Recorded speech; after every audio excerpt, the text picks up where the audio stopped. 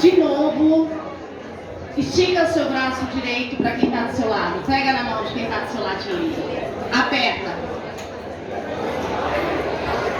Olha para essa pessoa e fala: que bom que você está aqui. Isso, galera. Bom dia para cada um. E nós estamos começando hoje o nosso segundo dia. Se preparem para as emoções de hoje. Segura o coração aí, tá? Hoje, prontinho.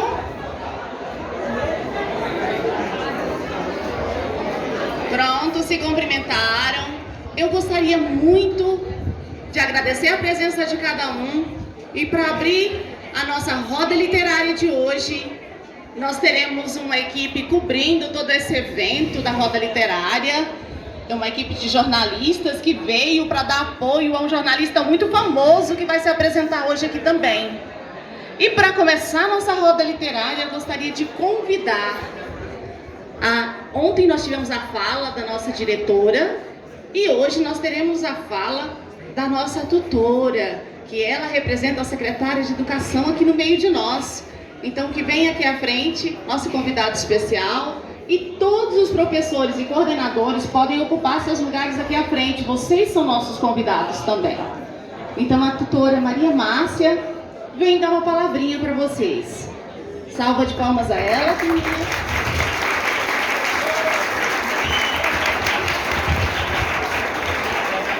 Bom dia. Já conversei com alguns estudantes hoje, já entrei em 2 salas, né? Fui convidada por um estudante da 3ª série estar aqui hoje. Na verdade, viria amanhã, só que por conta de mudança de agenda da superintendência, eu tive que vir hoje. Fiquei muito feliz, estava falando com a Joseli, com a Nayar e com o professor de língua portuguesa, Marcos. Isso. Que a escola está diferente, né? A escola, os estudantes estão mais protagonistas, né? Hoje eu também participei de uma reunião junto com a professora de língua portuguesa e alguns estudantes, né? E quando a gente desenvolve ações que realmente faz com que a qualidade na aprendizagem venha, ela é muito importante. Por quê? Porque a gente precisa de jovens mais protagonistas, jovens que realmente queiram avançar e conquistar o seu projeto de vida, né? E a BNCC, ela vem tratar muito disso, novo ensino médio. E eu sou muito grata a Deus, muito grata também a Joseli e a cada um dos professores da coordenação pedagógica por esse acolhimento à tutoria. Porque nós estamos na escola para acompanhar, para ser parceiro, para a gente crescer junto. E o Tancredo tem crescido muito. A escola é uma escola bonita, é uma escola dedicada, é uma escola que tem alunos que quando a gente vai conversar e pedir para parceria para ajudar, todos são muito educados e cooperam, tá? E vocês estão de parabéns, parabéns pelo trabalho realizado por vocês da 3ª série, né? Que está aí trabalhando um modo diferente de aprender literatura, né? E nós aqui estou muito curiosa para ver, porque parece que está muito legal. E vocês aí na plateia também, eu estou encantada com a organização de vocês, com a organização que os meninos, os guardiões, né, estão aí propondo, com ações planejadas, com ações bem executadas, a gente chega lá. E ainda tem algo diferente também que eu vi hoje. Estudantes de atitude. A escola está participando e pode ser que com a organização, com garra e com todo o empenho de todos, a escola pode ganhar, né? Parabéns à equipe Tancredo. Vocês são top, tá?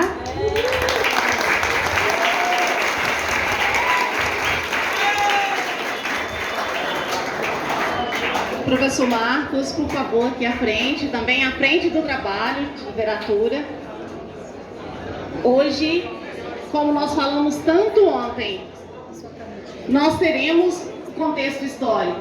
Não se faz literatura sem conhecer a história. Então, nesse primeiro momento, o Gabriel vem nos auxiliar para nos explicar por que esses autores escreviam dessa forma e que mundo eles viviam.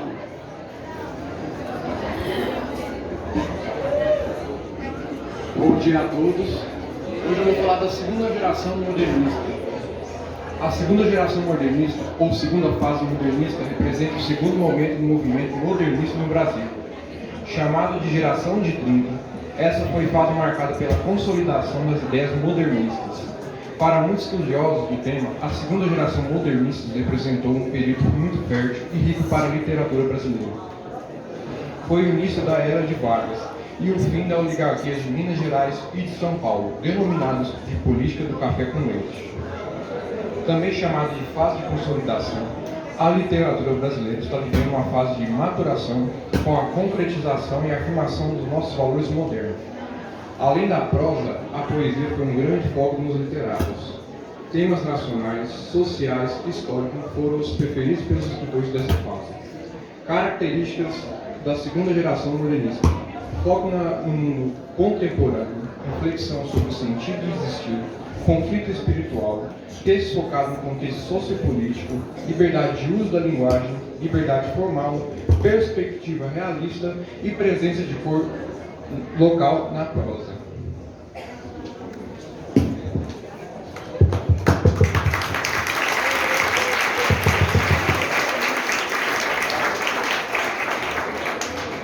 Nesse primeiro momento, convido vocês com muito silêncio.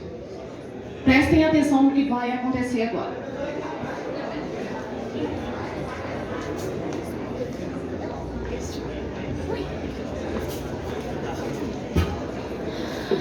Um bom dia a todos vocês. Hoje daremos início a mais uma edição da Roda Literária. E para uma entrevista, o nosso convidado especial é Graciliano Ramos.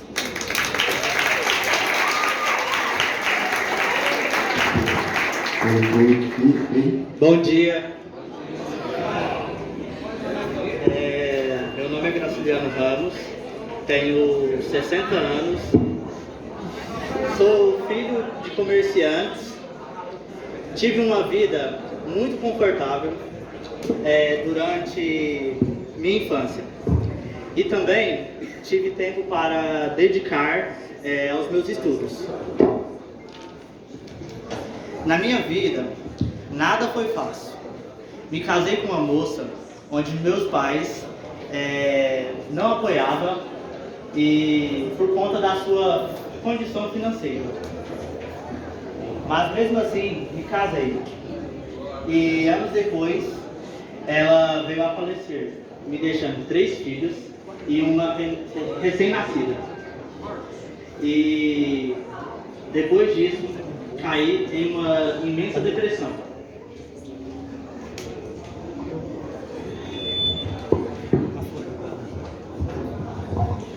Bom dia. Gostaria de saber onde o senhor fez seus estudos secundários.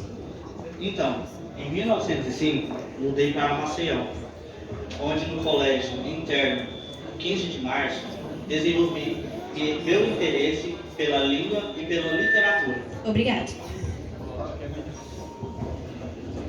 Bom dia, eu me chamo Nayara. Onde o senhor nasceu e em que ano? Eu nasci na cidade de Quebrangu, Alagoas, no dia 27 de outubro de 1822. 92, na verdade. Bom dia, me chamo Giovana. Graciliano, qual foi a sua primeira publicação? Em 1904, publiquei no jornal da escola a minha primeira conto, que se chamava O Pequeno Pedinte.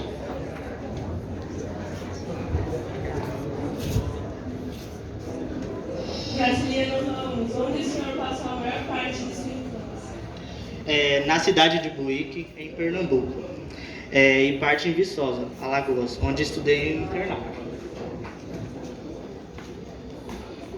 O senhor foi para o Rio de Janeiro, o senhor trabalhou lá de quê? Quando eu fui para o Rio de Janeiro, eu trabalhei como revisor dos jornais do Correio da Manhã.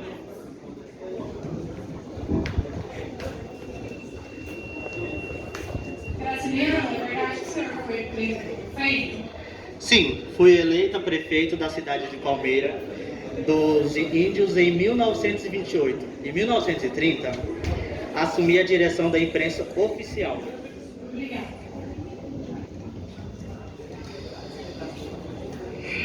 Bom dia.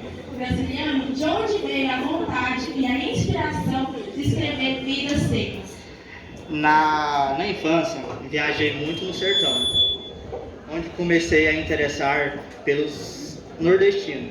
A obra Vidas Secas queria retratar como era a vida dos família nordestina. E se um dia eu parar de acreditar em Deus, eu colocaria os nordestinos em minha fé. Obrigada. Bom dia. Graciliano, como foi para o senhor participar das guerras dos Canudos? A guerra me fez ter vontade de viver e foi assim que eu me recuperei da depressão. O senhor acha mesmo que as mulheres podem alcançar seu papel na sociedade? Homens, nosso Brasil, existe mulheres mais inteligentes que todos nós. Só que elas ainda não descobriram isso.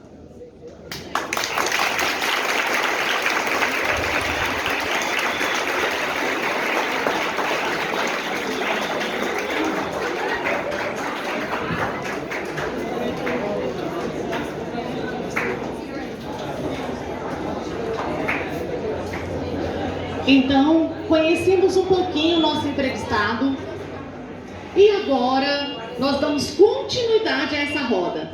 E quem se apresenta agora para nós é nossa querida, ela que ama colares, ela que vem marcar a participação das mulheres, inspirada muito no que seu colega Graciliano falava. Ela aparece em cenário nacional na segunda geração modernista. Temos agora nossa querida Raquel de Queiroz.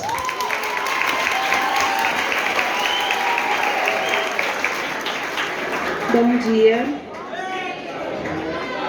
Como a professora Elisângela falou, eu sou a Raquel de Queiroz. Eu nasci no dia 17 de novembro, em 1910. Me considero uma grande mulher, pois sou escritora, jornalista, romancista, tradutora, uma grande dramatúrgica e também cronista. Em 1915, tive que me mudar para o Rio de Janeiro. Eu nasci em Fortaleza, Ceará. Eu me mudei juntamente com meus pais por uma seca que teve no Nordeste. Então a gente teve que se mudar para o Rio de Janeiro. E logo depois a gente mudou para o Belém do Pará. Após 2 anos, me mudei novamente para Fortaleza, onde fixei residência e lá morei.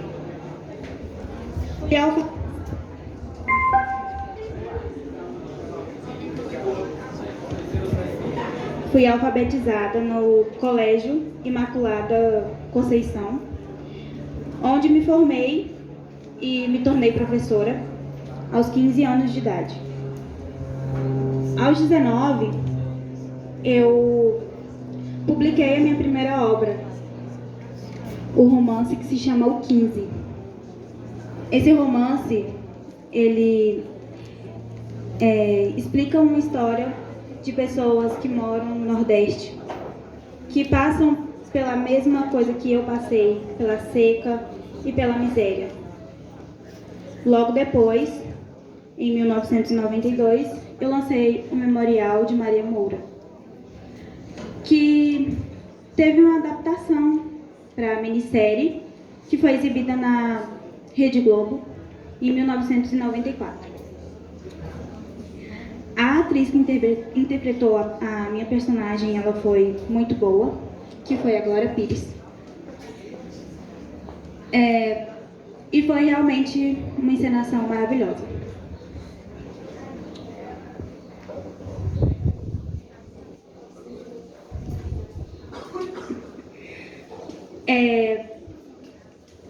Só um momento. Perdão. Eu me casei aos 22 anos, em 1932, com um poeta. O nome dele se chamava José Alto da Cruz Oliveira. Fui casada até 1938 e eu e ele tivemos uma filha que, infelizmente, ela chegou a falecer aos 18 meses por uma doença que se chama septicemia. É uma grave infecção no sangue. Então, eu perdi a minha filha muito cedo. Não tive muito tempo com ela. Ela se chamava Clotilde de Queiroz Oliveira. Logo depois, me casei novamente com um médico. O nome dele era Oyama de Macedo. Me casei em 1940 e ele também chegou a falecer em 1980. Então, novamente, fiquei sozinha. Mas isso serviu para me fortalecer e me mostrar que eu sou realmente uma grande mulher. Que eu consegui passar por todas as dificuldades que colocaram em minha frente. Eu também fui a primeira mulher a ingressar na Academia Brasileira de Letras e ocupei a cadeira número 5. Isso foi uma grande conquista para mim. Também conquistei outros prêmios, como o Prêmio Camões, Prêmio Machado de Assis e Prêmio Nacional da Literatura Brasileira. Tem outros também, porém não vou citar. Foram vários prêmios, muitas conquistas. Sempre me considerei uma mulher muito independente, uma mulher guerreira que superou todas as dificuldades que passaram por mim. Por isso, eu digo a todas as mulheres: temos um futuro muito brilhante pela frente e todas nós temos um sonho. Então, todas nós temos que correr atrás desse sonho e conseguir realizar. Essa é a minha história.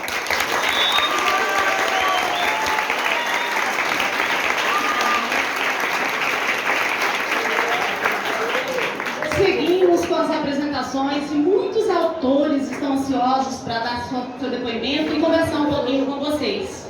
E agora, em especial, meu xodó, um dos escritores que eu mais gosto. Vamos prestar atenção e descobrir por que a professora Elisângela gosta tanto desse escritor. Aqui no palco, Mário Quintana.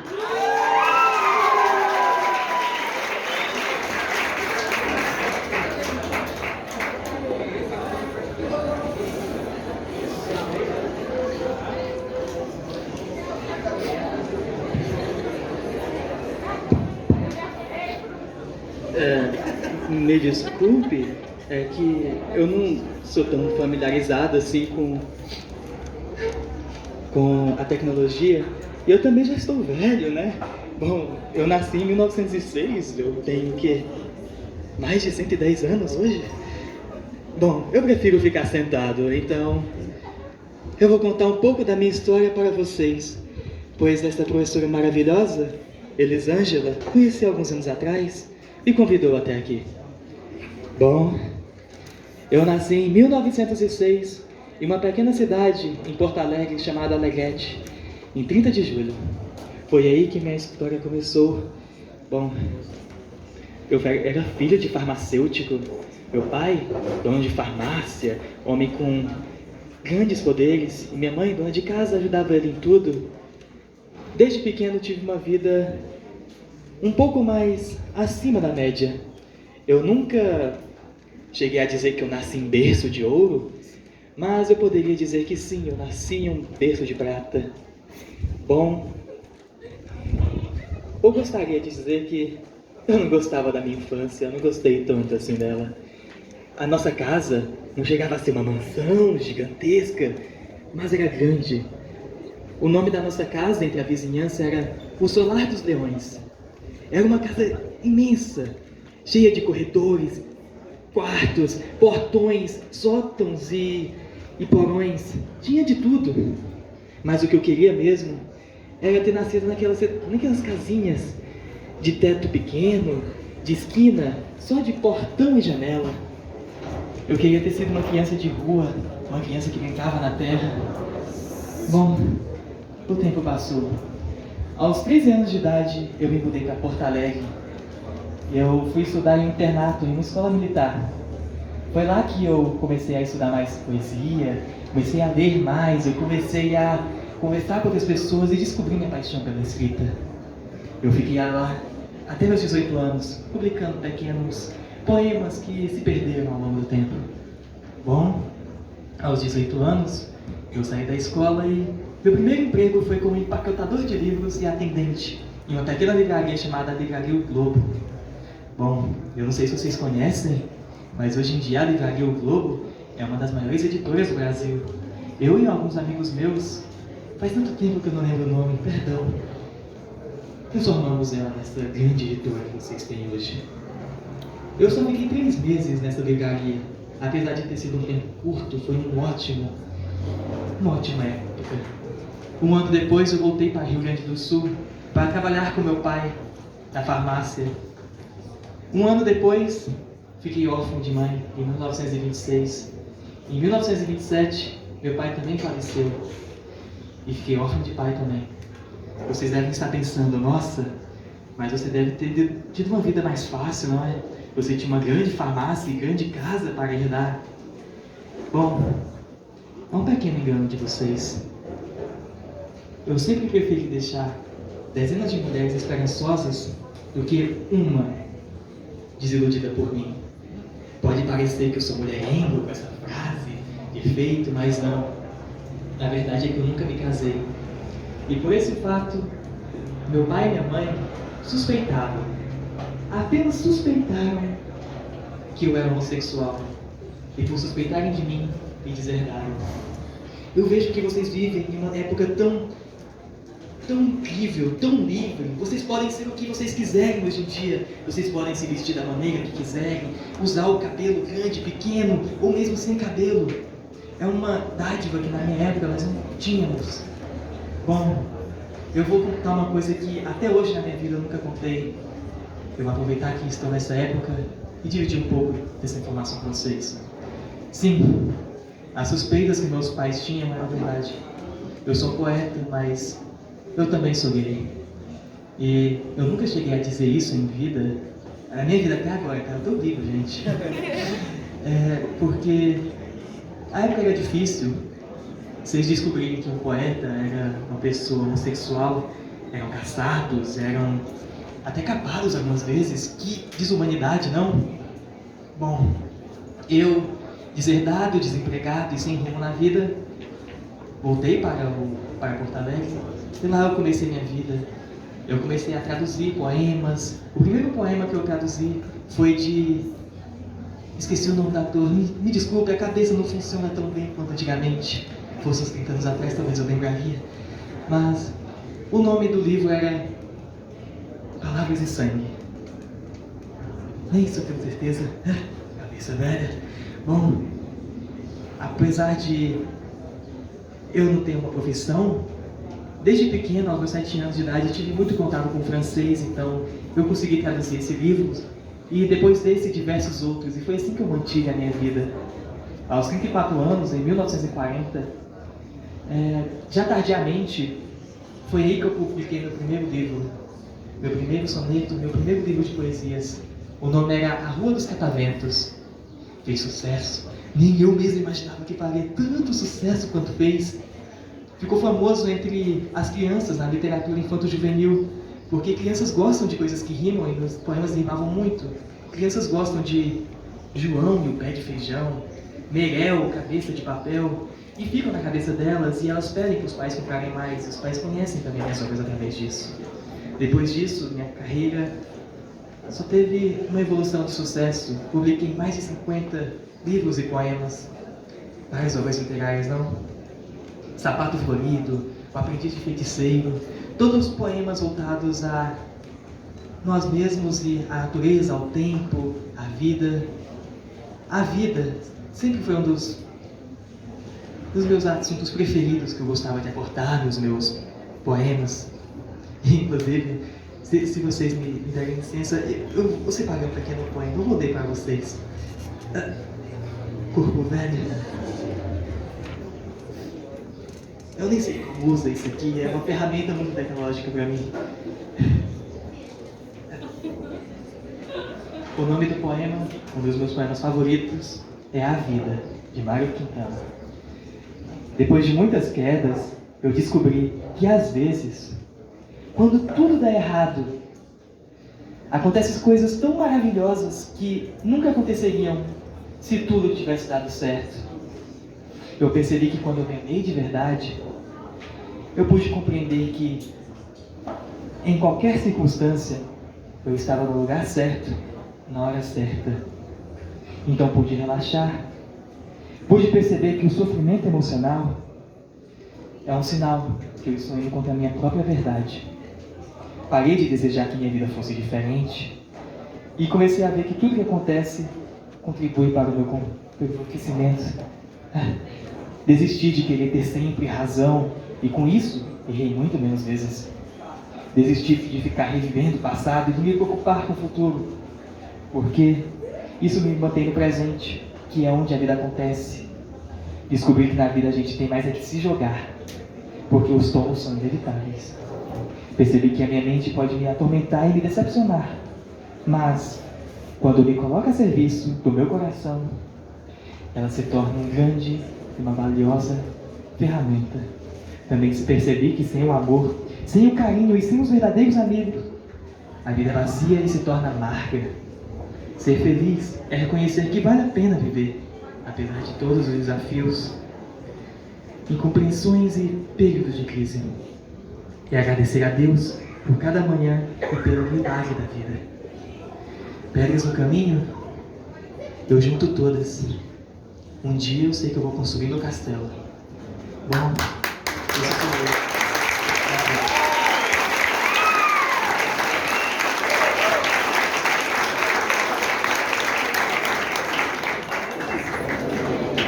Muito bom. E é assim, arrepiada de emoção que nós vamos convidar aqui alguém que também usa colares, que também marcou a história e que vai vir de uma forma bem diferente e que vocês vão se encantar com a história dela. Que é graças a ela que nós temos algo nessa escola. Vamos descobrir o que é. Muita atenção, que vem aqui à frente, Cecília Meirelles. Bom dia a todos. Eu me chamo Cecília Meirelles. Eu nasci em 1901, no Rio de Janeiro. E eu perdi meus pais muito nova. Primeiro, 3 meses antes de eu nascer, eu perdi meu pai. E depois eu perdi minha mãe. E isso foi muito doloroso para mim, porque passei minha infância inteira sozinha. E eu só tive o apoio da minha avó. Então eu vivi com ela. E a partir dos 9 anos eu comecei a escrever literatura pela principal influência da minha avó, porque ela me encontrava muito sobre folclore e sobre o misticismo e essas coisas. E eu comecei a pensar mais sobre isso, e o que me levou a falar mais sobre literatura, pensar também sobre literatura. E em 1922 eu escrevi meu primeiro livro, com 19 anos, Aspectos. E foi nesse período que eu comecei a pensar mais na existência humana, na condição que todos nós temos, sobre a brevidade da vida e as fugacidades da vida, e quantos tempos passam rápido e tudo deve ser valorizado, apreciado. E eu me casei com o Heitor Carreiros Garrido E foi aí que, depois, um período de depressão que ele teve muito forte, ele se suicidou. E foi nesse período que eu me coloquei em um período totalmente melancólico da minha vida, que eu comecei a pensar ainda mais sobre isso, na condição humana. E existe até um poema que eu adoro que eu escrevi no período que eu estava muito angustiada, ou Isto ou Aquilo, que foi um livro de poemas que eu escrevi com o propósito para as crianças terem esse acolhimento, que pudessem pensar sobre a vida, mesmo tão novas. Mas também isso é importante dizer para vocês que eu sempre me preocupei muito com a educação das crianças. E também que elas tivessem mesmas oportunidades de conhecer, de ter democratização no ensino. E, sabe, eu sou uma pessoa que valoriza muito e aprecia muito a vida. Eu acredito que tudo exista por um motivo, para que estejamos sempre juntos e vivendo e para termos relações com os outros. E mesmo com todas essas dificuldades, eu consegui me tornar quem eu sou hoje. E eu também sou poliglota, falo francês, inglês, minha língua natal aqui é português. E fui sempre essa mulher, mesmo com as dificuldades. E agora eu quero agradecer a todos vocês pela presença. E mesmo que eu seja um pouco tímida, na minha infância eu sempre fui curiosa a aprender sobre o mundo. E também foi por esse motivo que eu fundei a primeira biblioteca no Brasil. E isso me levou a ler também para crianças. Eu acho que eu não disse, mas eu sou pintora, professora, e meio a todas essas profissões, eu também quis ser pintora e etc. Mas o que me levou a isso foi que eu queria desfrutar da vida da melhor forma que eu pudesse. Porque a morte dos meus pais e eu me tornei órfã, mesmo assim eu me valorizei e valorizei a vida dessa forma, com todas as dificuldades. E é isso, muito obrigada.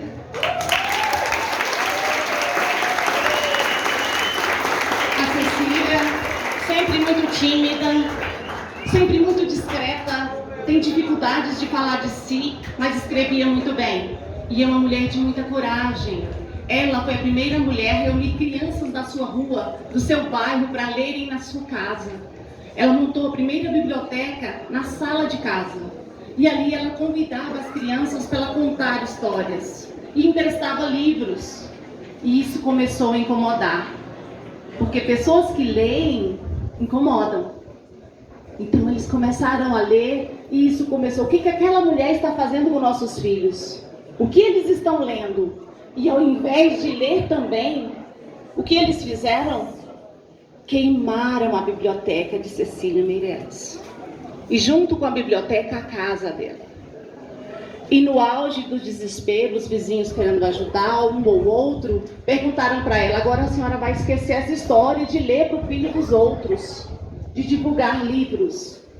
Ela falou: isso tudo aconteceu para que eu divulgasse a leitura. Agora eu vou estar à frente montando um projeto para que toda casa, toda escola tenha a sua biblioteca.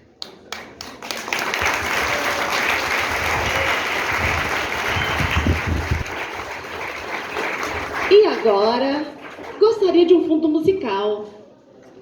E vamos entender por quê. Temos a honra de ter ao nosso meio alguém que faz música como esse vento que está passando. Qualquer tema vira música para ele. Então vamos ouvir com atenção o criador de uma das canções que marca o Brasil mundo afora. E conosco está aqui presente, não foi fácil, a agenda dele é super lotada, muita dificuldade para estar esse horário aqui, tem muita dificuldade, então se dispôs a vir. Vamos dar atenção ao nosso querido Vinícius de Moraes.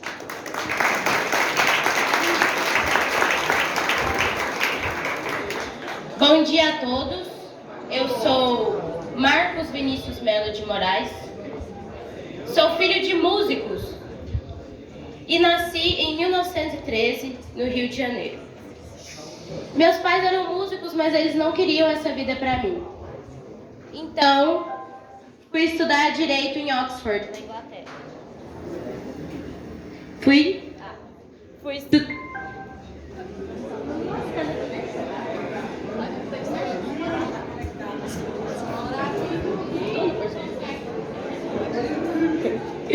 Fui estudar Direito em Oxford, na Inglaterra, porém, tive que me retirar por conta da Segunda Guerra Mundial e retornei ao Brasil, aonde exerci a diplomacia. Fui diplomata em vários lugares, nos Estados Unidos, na Argentina. Sou um homem viajado. Viajei para vários lugares, mas o Brasil sempre foi minha paixão. As mulheres, o samba, a música. Só tem uma coisa que eu nunca entendi. Por que tudo fecha tão cedo? Tudo fecha cedo, os bares, as praias, e não tem ninguém na rua depois das 8 horas. A noite é a dos artistas, é a dos cantores. Por isso eu alugava bares para eles ficarem abertos até tarde da noite, onde eu e meus amigos bebíamos, cantávamos, apreciávamos a bossa nova, que eu fui um dos precursores, é claro, romântico. Fui um homem de vários amores, muito intensos e completos. Por isso que eles não eram duradouros. Tamanha intensidade não duraria mais do que 3 anos.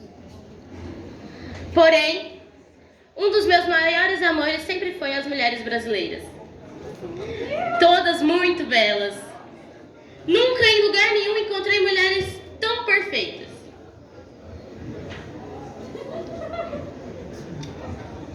Bom, era isso que eu tinha para falar. Boa tarde a todos, eu sou o Poetinha.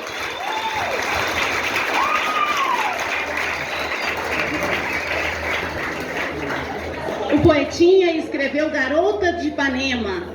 Quando nós chegamos aqui, estava tocando. Infelizmente deu um probleminha agora, não deu para tocar durante a apresentação dele.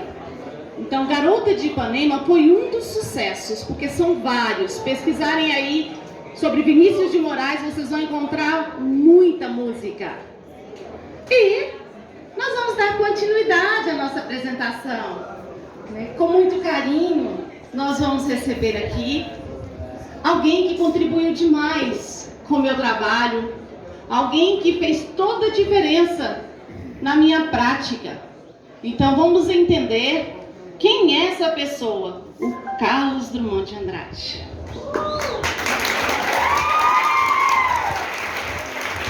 Olá, bom dia. Meu nome é Carlos Drummond de Andrade. Eu nasci em 1902, no dia 31 de outubro. Eu sou um contista, cronista e principalmente poeta brasileiro. Bom, eu nasci em Itabira, Minas Gerais, numa família extremamente patriarcal. Meu pai era um coronel, só de nome, por conta do poder aquisitivo que ele tinha.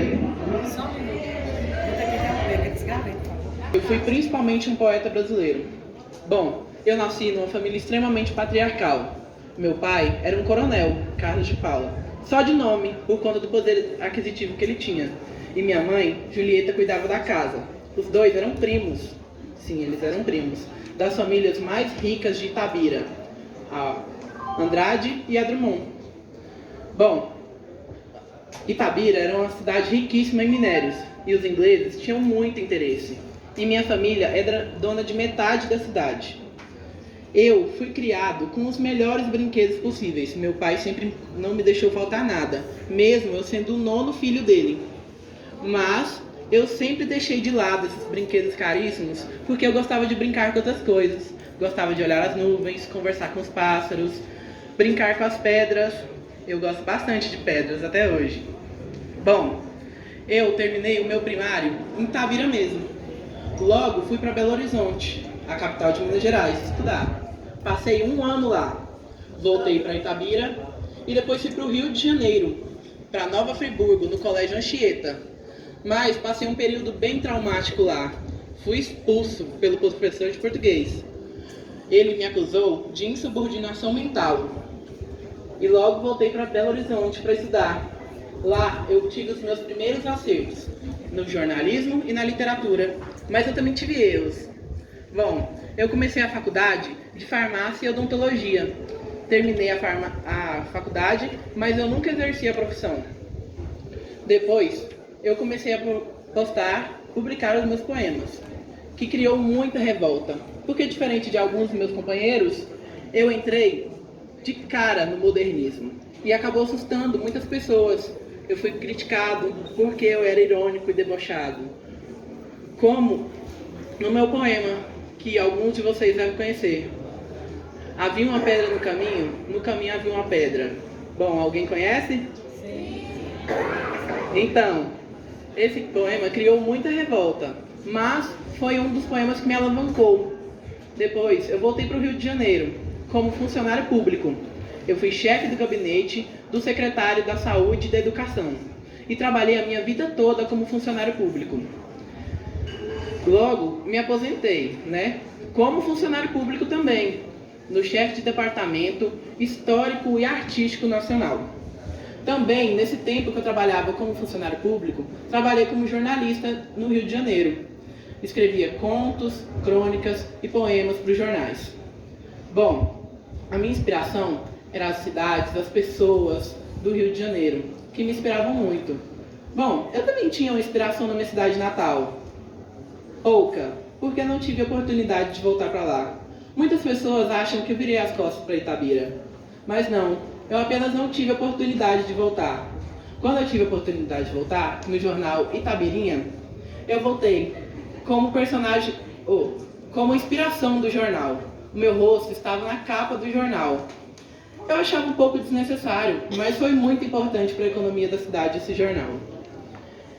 Eu me casei com a Dolores, tive uma filha, que foi o meu maior amor.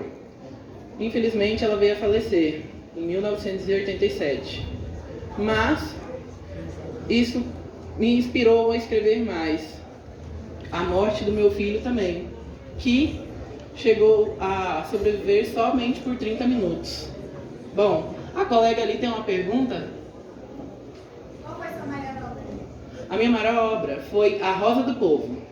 Ela tinha um olhar para a guerra, para a vida das pessoas na cidade e também para um olhar diferenciado para o amor e para a morte. Bom, esse foi um pouco de mim. Espero que vocês tenham gostado e eu agradeço muito a oportunidade de ter estado aqui.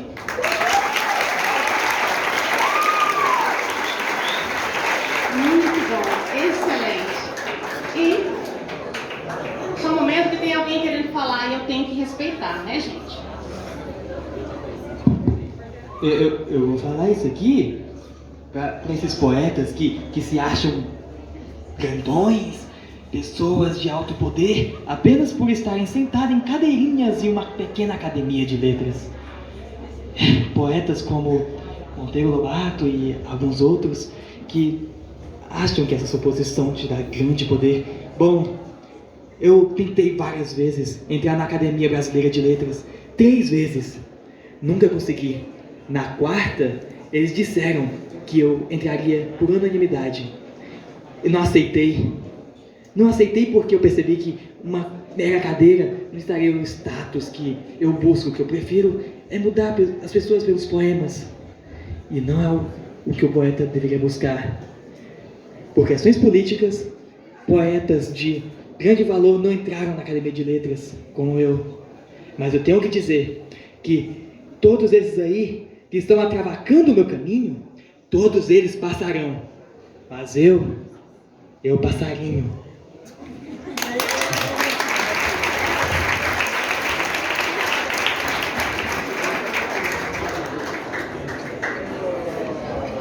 Esse foi o poeminha do Contra. E agora nós teremos alguém que vem nos presentear com a sua presença. E como toda ausência é atrevida, muitas vezes falamos de quem não conhecemos, principalmente quando não está presente. Ele se fez presente, porque ele é Monteiro Lobato.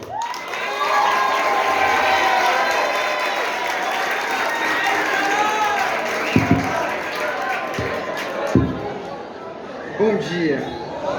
Meu nome é Monteiro Lobato e eu sou o criador aí do Sítio do Pica-Pau Amarelo. Eu também fui muito escritor, fui crítico, mas esse não é o ponto, né? O ponto aqui é que eu vou falar sobre minha história, minha vida e fazer algumas críticas a certas pessoas que ficam me atacando por aí, né? Enquanto apresentam. Enfim, na minha infância, eu fui alfabetizada aí pela minha mãe, lá em Taubaté, que foi o local onde eu nasci, né? E lá, minha mãe, eu passava horas e horas com minha mãe, a Olímpia. O nome dela era Olímpia Monteiro Lobato.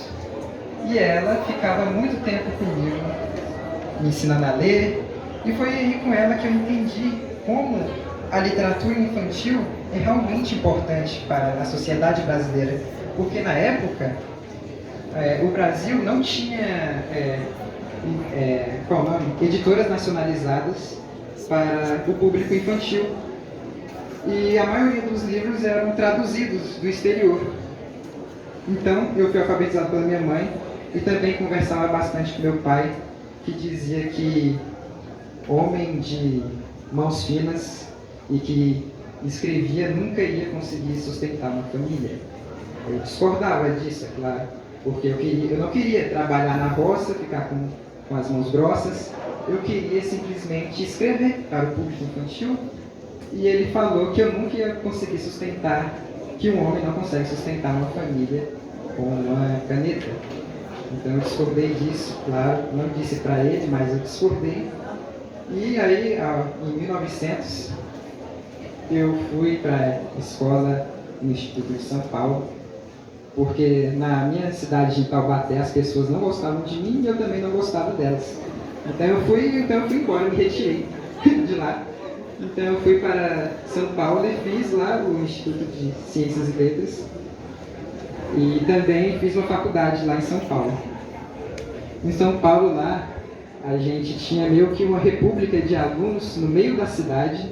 E lá a gente se reunia, eu, meu amigo Godofredo Rangel, quem mais? O Raul e o Lino. A gente se encontrava bastante para escrever para o jornal de Pindamonhangaba. Lá a gente criticava o prefeito usando pseudônimos. E eu espero que ele tenha realmente entendido o que eu queria dizer, né? Que ele não tenha, só ignorado, senão eu ficaria muito irritado. E, enfim, depois da gente ir lá em escrever, meu pai, ele morreu, infelizmente, no ano de 1898. Parece que é meio que padrão, né? Os pais dos autores morrerem cedo. Então eu fui e herdei uma bengala do meu pai, que as siglas do topo do castão ficavam escrito JBML, que era José Bento Monteiro Lobato. Marcondes Lobato, quer dizer. E, infelizmente, eu fui registrado com o nome de José Renato Monteiro Lobato. Então eu fui e troquei meu nome para José Bento Monteiro Lobato. Só muda o Marcondes do meu pai. Então eu queria fazer isso por ele, porque eu respeitava muito meu pai, independente aí de suas ideologias. E então, no ano aí de 1904, eu retornei a Taubaté, quando eu me graduei na faculdade de Direito. Fui um excelente aluno, com brilhantes notas. E lá, quando eu voltei, eu fiz um concurso público, porque meu avô, ele queria que eu fizesse um concurso também, porque já que meus pais morreram, então eu fiquei sob os cuidados dele. Em 1904 eu fiz o concurso para bom, eu esqueci, porque faz muito tempo. e lá eu fiz o concurso, passei no concurso com uma excelente nota também. E lá eu me formei e no ano seguinte eu encontrei o amor da minha vida, a Maria Pureza. E depois de um ano de casado, eu tive um filho com ela, uma filha, quer dizer, o nome dela era Marta.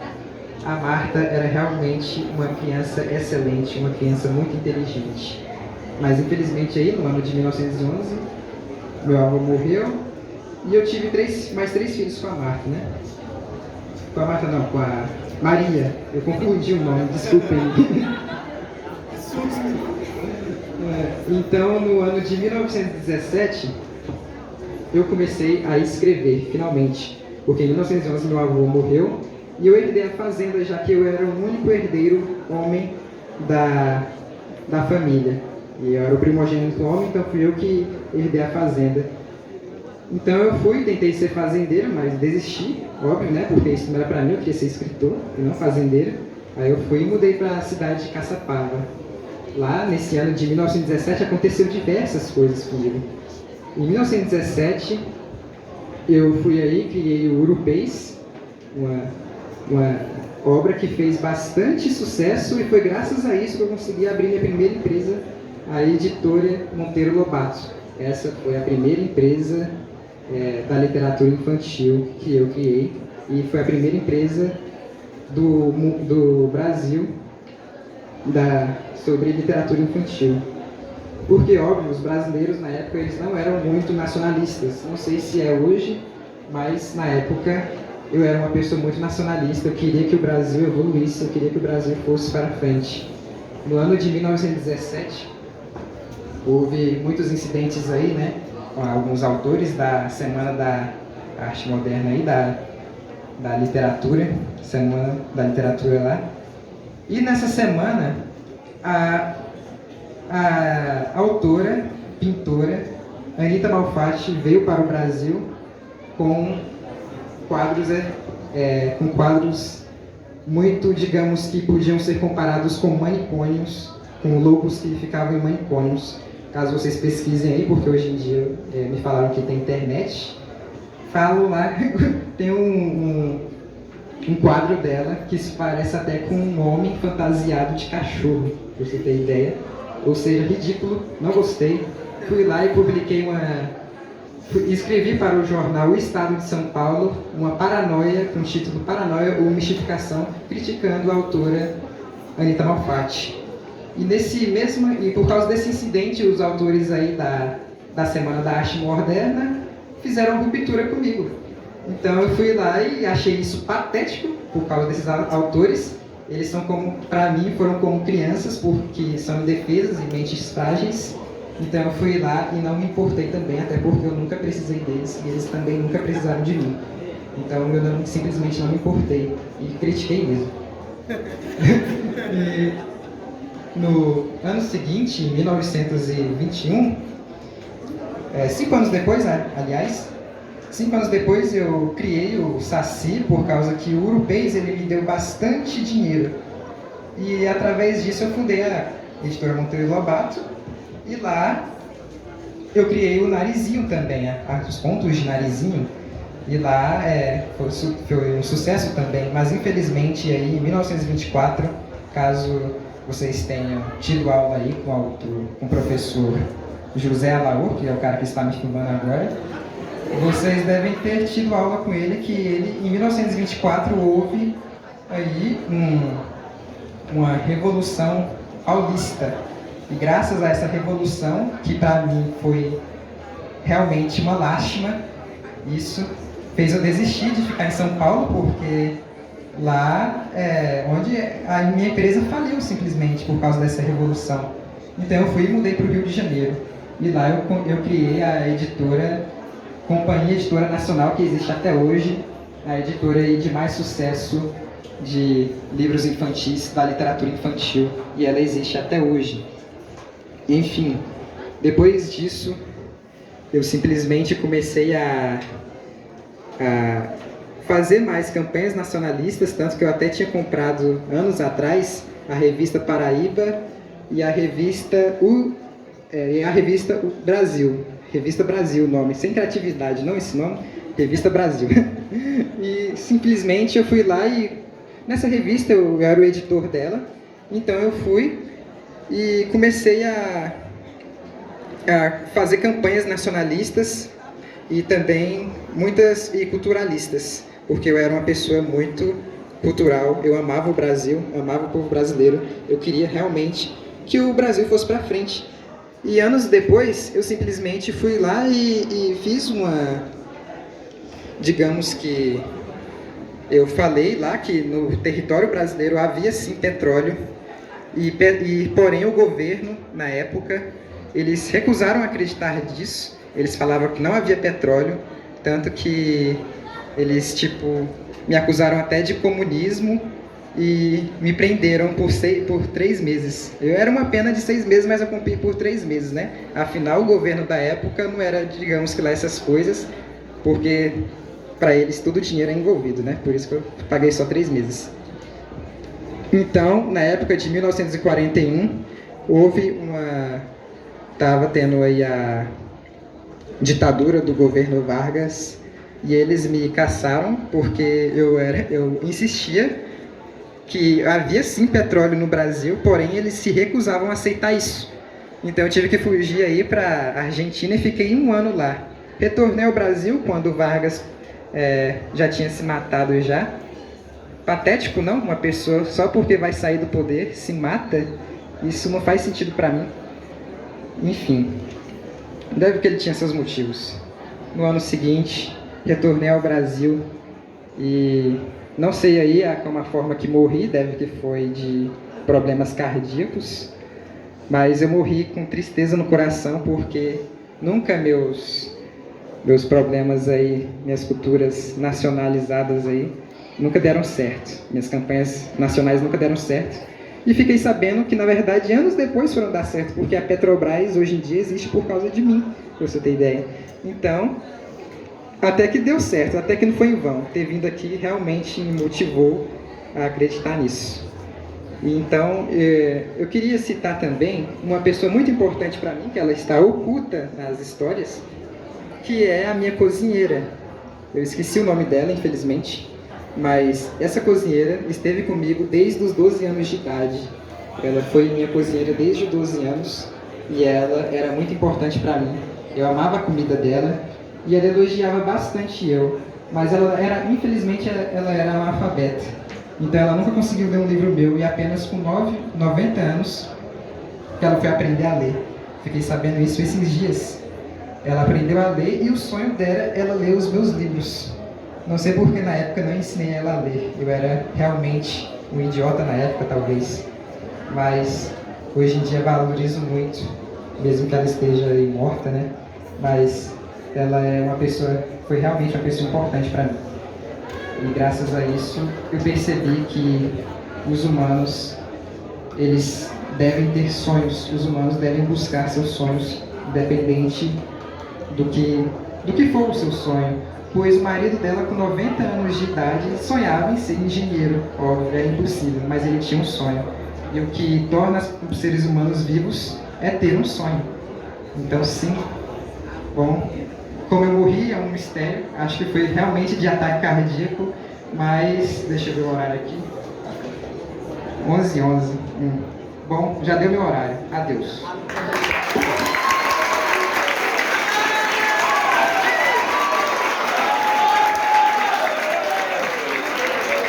Então, turminha, gostaram? Amanhã tem mais. Amanhã tem literatura goiana, terceira fase do modernismo. E amanhã se preparem para mais emoções. Agora hoje, gente, agradecer de coração cada um desses meninos aqui, cada um de vocês. Tem muita gente por trás deles. Muita gente no apoio, muita gente ajudando na organização e eu sou muito grata a isso. Então, sabe aquela foto bonita que só nós sabemos fazer? Os meninos vão virar a cadeira para a professora Cristina fotografar com vocês ao fundo, porque vocês são parte dessa história.